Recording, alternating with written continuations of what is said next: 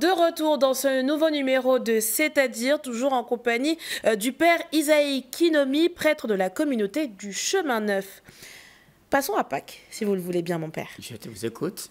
Qu'est-ce qu'on célèbre exactement le jour de Pâques? Ce qu'on célèbre le jour de Pâques, on célèbre un passage. Un passage, Pâques, qui veut dire passage. Et on célèbre le passage de la mort à la vie. C'est ce qui est célébré le jour de Pâques. La résurrection de La Jésus, résurrection en de l'occurrence. Jésus. Quelle est la signification spirituelle de cette résurrection? La signification spirituelle de cette résurrection, c'est pour dire que c'est une nouvelle naissance, en fait. Il faut renaître, comme on dit, Saint Paul le dit, on va renaître de nouveau. Donc, c'est une renaissance. On va renaître spirituellement, renaissance au niveau intellectuel, renaissance au niveau spirituel, renaissance au niveau intérieur, au niveau du cœur, qui est un chemin de renoncement, tu vois, c'est ça, un chemin de renoncement, un chemin de conversion, c'est ça la nouveauté de la Pâque. On renaît à la lumière du Christ, on renaît dans la grâce du Christ. Donc la particularité de la Pâque, c'est ça. Quels sont les principaux symboles associés à Pâques et qu'est-ce qu'ils représentent? Je vous donne quelques petits exemples qui reviennent très souvent. L'agneau, les œufs, la lumière. Très bien. On va revenir dessus. La question de l'agneau, c'est l'agneau pascal. On entend souvent parler de ce terme, oui. L'agneau pascal. Et l'agneau, ça remonte quand même aux origines, où vraiment il fallait prendre dans le petit bétail un agneau pour offrir à Dieu.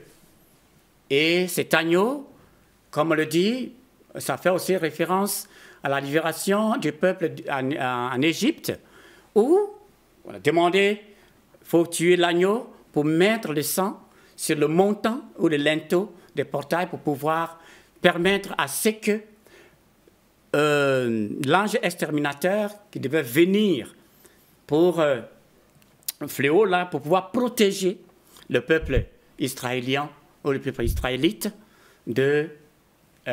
par le sang, quand on voyait le sang de l'agneau au manteau, bien sur le montant, et puis sur le linteau du portail, l'ange exterminateur n'entrait pas chez eux. Donc l'agneau devient comme ce symbole pour pouvoir faire ce sang versé, l'agneau, ce sang versé, pour pouvoir libérer, pour pouvoir protéger, pour pouvoir conduire le peuple de Dieu, pour pouvoir le faire rentrer dans une certaine protection divine. C'est ça, le sang de l'agneau. Est-ce que, comme on pourrait dire nos frères musulmans, faut-il, le jour de Pâques, comme eux, le jour de l'Aïd el-Fitr ou Kébir, manger de l'agneau spécifiquement ou pas du tout? Ça, je ne peux pas savoir. Chez les musulmans, je ne sais pas. Mais chez les chrétiens? Dans les choses, chez nous, les chrétiens, manger de l'agneau, c'est ça? Oui. Ce que tu veux dire? Oui. Si ça fait... Si il faut manger de l'agneau le jour de Pâques, ou pas du tout? Non, c'est pas vraiment, ça ne fait pas partie du rituel. Ce qu'il faut faire réellement, c'est juste se rappeler qu'il y a une offrande qui a été faite. Il y a le Christ qui va donner sa vie comme un agneau et qui va donner sa vie pour une libération, pour le pardon des péchés. Mais ce n'est pas dit qu'il faut manger l'agneau comme étant une tradition, mais ça dépend vraiment de la tradition et des milieux chrétiens. Okay. Ça dépend vraiment. Et qu'en est-il des œufs, les fameux œufs de Pâques?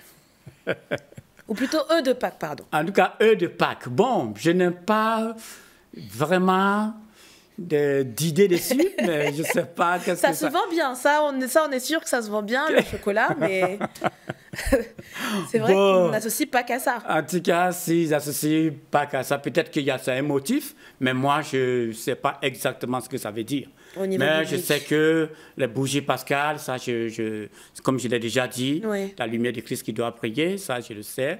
Le vêtement blanc, comme je l'ai déjà signifié.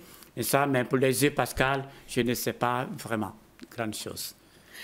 Et comment Pâques est-elle célébrée au sein de la communauté du Chemin Neuf?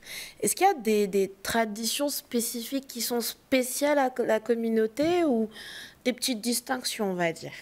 Au niveau de la communauté, la communauté, sa manière de faire, il y a des petites choses, peut-être qui sont mises en place, peut-être qu'au niveau du lavement des pieds, par exemple, comme je l'ai déjà parlé, mais au niveau de la célébration pascale, il y a vraiment...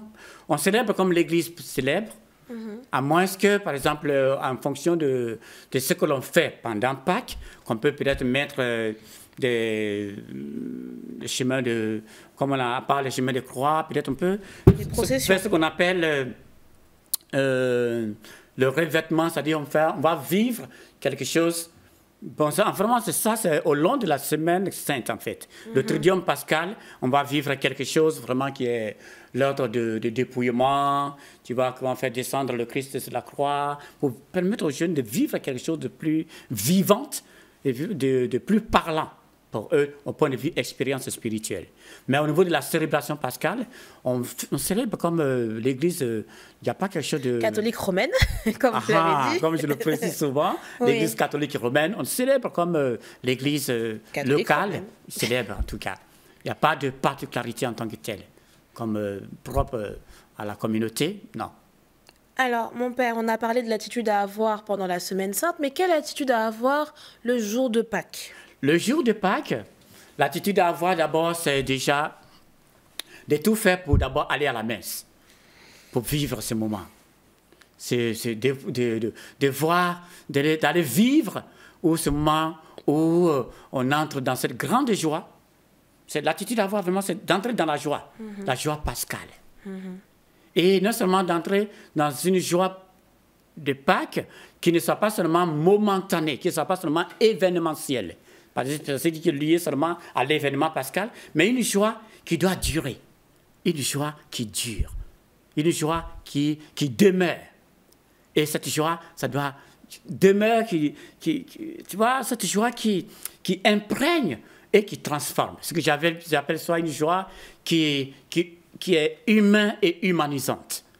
C'est le terme souvent que j'utilise quand je fais l'homélie. Je dis, il faut que ça soit une joie humaine et humanisante. Une joie reçue du Christ, quand tu poses un regard qui te permet de poser des actes qui élèvent l'homme, qui restaure. C'est ça qui fait la Pâque. La Pâque vient renouveler et bien restaurer l'homme dans sa dignité. Et la joie qui doit être vécue doit être une joie aussi qui restaure. Une joie, non seulement quand tu poses un regard qui restaure l'autre, et que l'autre est capable aussi de faire transformer autour de lui, cette joie qui doit contaminer, qui doit aussi transformer autour de lui.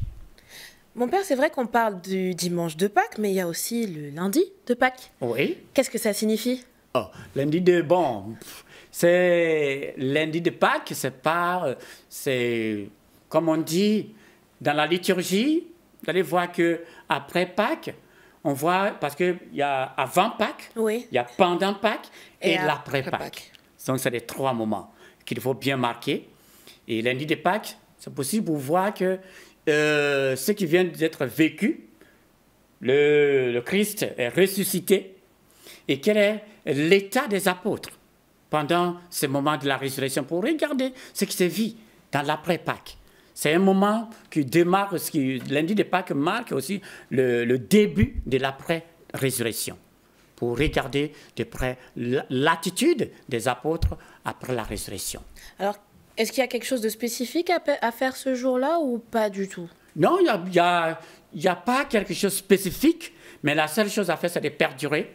Tu vois, c'est de rester, de demeurer et de rester dans l'élan de ce qui a été vécu pendant la fête pascale, ce qui a été vécu, et de le faire, comme je dis. C'est vraiment, il n'y a pas de spécificité, mais c'est vraiment de maintenir ce qui a été, la grâce qui a été donnée et de rester, de demeurer dans cette grâce-là.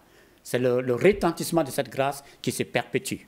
Mon père, merci d'avoir répondu à nos questions. Je rappelle que vous êtes prêtre de la communauté du Chemin Neuf. Merci à vous, chers téléspectateurs, d'avoir suivi ce nouveau numéro de C'est-à-dire. L'actualité se poursuit sur cette info et sur cetteinfo.ci.